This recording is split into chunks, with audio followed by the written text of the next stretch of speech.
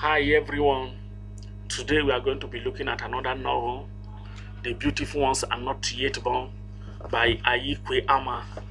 We are going to be discussing the plot and at the same time analyze the chapters. The novel is made up about 15 or 16 chapters and it discusses the social ills, the corruption, and the negative urban poverty in the post-independent Ghana. So the novel discusses how a man, which is the major character, his name is Demand, is nameless. Demand, that is what the narrator referred to him, how he struggles among the corrupt people in the corrupt society, ravaged by poverty, and how he managed to either succeed. Did he succeed? Or did he not succeed? We will look at that in the plot of the novel. So we see that the novel starts with the man in the decrepit old bus on his way to work at railway station. So at the end of the bus journey, all passengers climb onto the road sleepy and tired for dirtying the bus with saliva at the very back of the seat. So the bus conductor insults the man, and one of the insults given that your bloody fucking son of a bitch, article of no commercial value. You think the bus belonged to your grandfather? Since the man was very asleep, he wake up and look at his accuser and understand nothing. It was just empty. And note that I'm not reading what is on the screen. I'm just explaining to you how I studied the novel, and you can listen to what I'm saying and at the same time read the writing on the screen. So the man wakes up and look around, and then he look at his accuser, which is the bus conductor, and he understands nothing. So the conductor continued throwing accusation at him. You a child? You vomit your smelly spit all over the place. Why? You don't have a bedroom? All of them are questions that all of them are questions and insult he gave the man. And the man alighted from the bus and walked across the road. He was nearly knocked down. Then on the way to his office, the man walked nearby a box printed KCC, receptacle for disposal of waste. Keep your country clean by keeping your city clean. So, and we are told that a lot of money was used to install this box, but waste are no longer decipherable because of the heap of rubbish poured nearby. Even though there was disposal waste, the disposal waste was not emptied by the government. And then there was a lot of waste all over the place. So as the man reaches at the place, he takes debris of old ticket from the pocket and throw them to the same heap. As he continues walking asleep, he is nearly knocked down by the taxi. The situation that lead the driver to pour scorn at him. And the driver also insulted the man, uncircumcised baboon, your mother's rotting cunt, moron of frog. If your time has come, search for someone else to take your worthless life. These are all insults that the driver pour on the man. Then we saw that after fed up with scorns, the man arrived at the station where he found a night clerk falling asleep. So when he awakens, he informed the man all the problem occurred over the night, among others. The death of control telephone at Kajokron and other lines that are no longer working. The night clerk informed the man. So the night clerk also has not completed some of his responsibilities as logging the date, therefore. So the man complete instead of. So while man still in his office comes a messenger who won 100 CD in lottery, but he is not sure of getting the money because of the bureaucracy and corruption system in the government. Then the man said, I know people who won more than 500 CDs last year. They still haven't got their money. I will take some of my 100 CDs as a bribe and allow me to have the rest, says the messenger. That was what the messenger said. So we see that even some that CD is the Ghanaian currency. And as I told you earlier, the novel was set in the Ghanaian society, the urban society of Ghana in the post-independence era. So again, entered Amaka. We saw another Amakwa. So the timberman in the very same office to bribe the man because his timbers are rotting in the forest of lack of transporting space in the train. But the man replied him negatively, say, I am sorry, but I have nothing to do with allocation. I have my job. The booking clerk has his job. I don't interfere with him. That was what the man told the timberman Amakwa. It means that the man is not responsible with the allocation of luggage train, rather with passenger. So Amakwa takes 2 notes to bribe the man. Take that one for yourself and give the other to your friend. But the man disclaimed the offer. So when work was over for the day, the man leaves for home. On the way to home, he meets with Kumsum and his wife Estella as they are going to nightclub. Kumsum is a government official, and he is one of the most corrupt officials in the government. So the man exchanged gossip with them, exchanged interaction with them, and then promises to visit on Sunday. Kumsum promises to visit him on Sunday. So at the bus stand, there are merchandise, women selling slices of bread. One woman asks Kumsum to buy more bread for his girlfriend, but Kumsum refuses by saying that he does not have girls. So this surprises the woman. So soon the bus arrives and the waiting people slide towards the bus, but the conductor walks away. And then after the conductor walks away, he went and bought cigarette, and then he returned. And before he returned, some of the people have already entered the bus. He insulted them and took them home.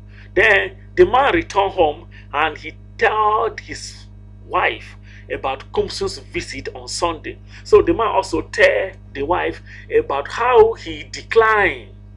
He declined the offer from Amakwa, that is the bribe that Amaka wanted to offer him.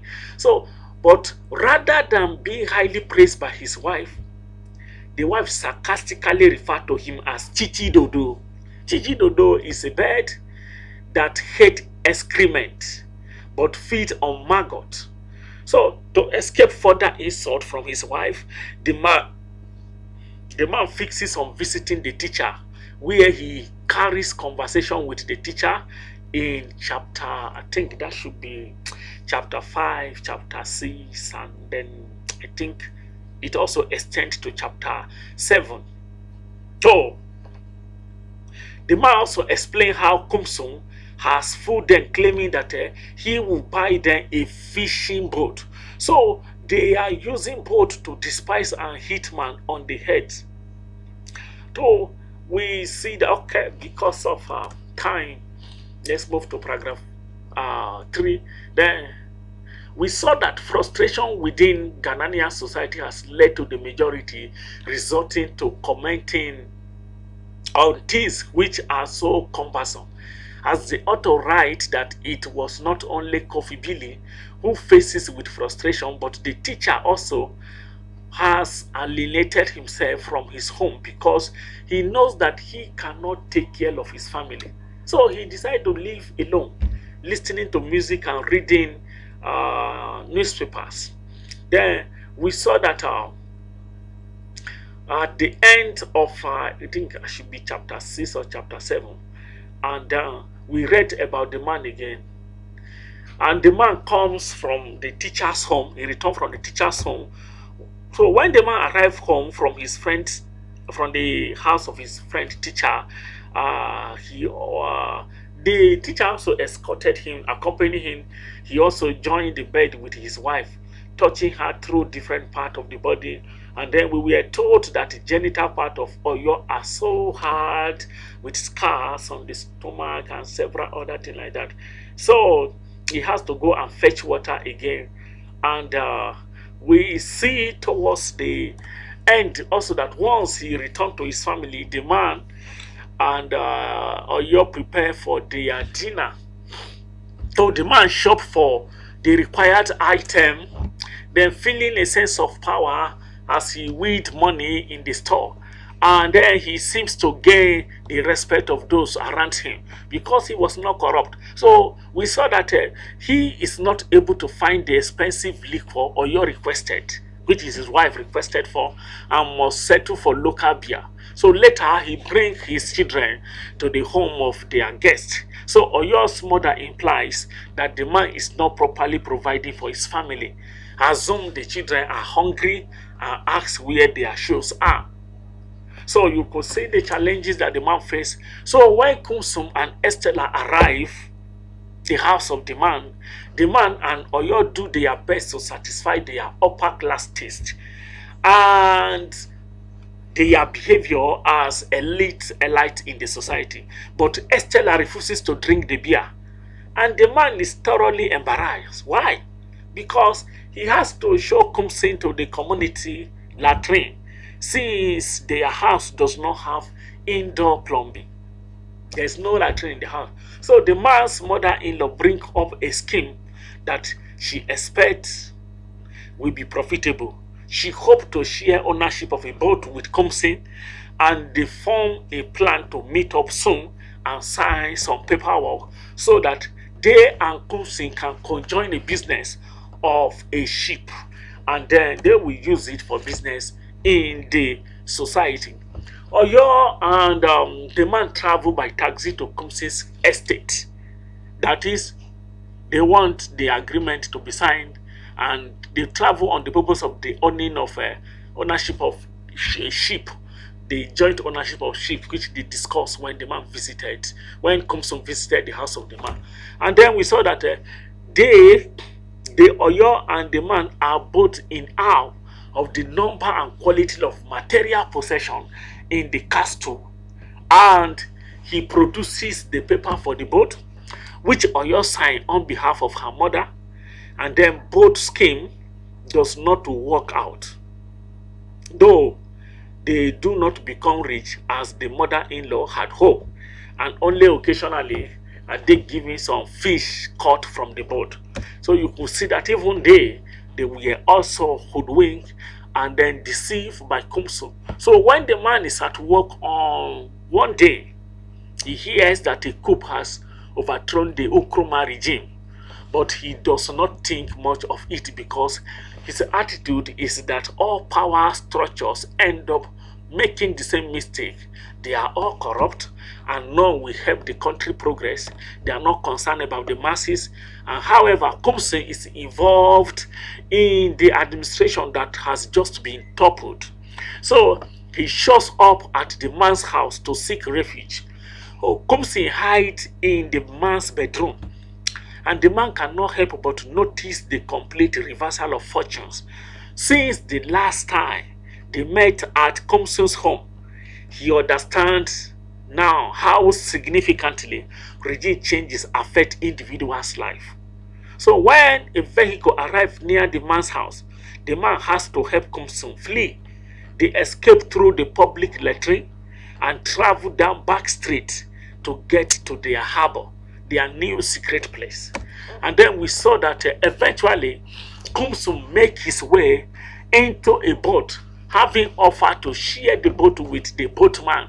So the man jumped from the boat to swim to shore, sleeps on the beach, and then begin to walk home. So he sees a bus emblazoned with the phrase, "The beautiful ones are not yet born," and feels some glimmer of hope. Despite this, he proceeds home slowly, knowing that he is returning to the monotony of the life he has been living.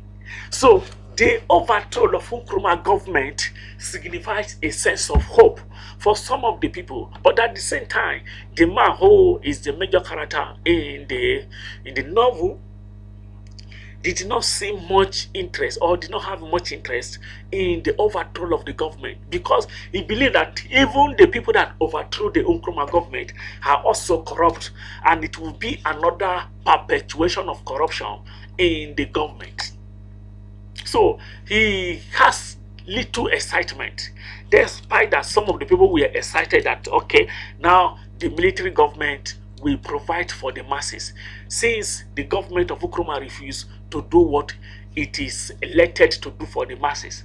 But we discover that there is not much hope, and even the military is not the beautiful one that is born to help the people. So we see that the inscription that says the beautiful ones are not yet born shows us that the Ghanaian society have not witnessed the regime that will change the life of the people, that will raise the standard of living, that will quash corruption in the public places. And the man decides to also go and hope that one day the beautiful one will be born. So we see that the style of the novel, there are a lot of symbolism. Even the title, "The Beautiful Ones Are Not Yet Born," is a symbol, and also it's a symbol of hope, and also a symbol of the current happenings in the society. That what is happening is not what the people desire. The corruption, the bribery, and all sort of negative vices happening in the urban society, the poverty, are not part of the desires of the people. And a day is going to come, probably in the coming days and years, that the people will enjoy the benefit and dividend of governance. By then, the beautiful one might be born.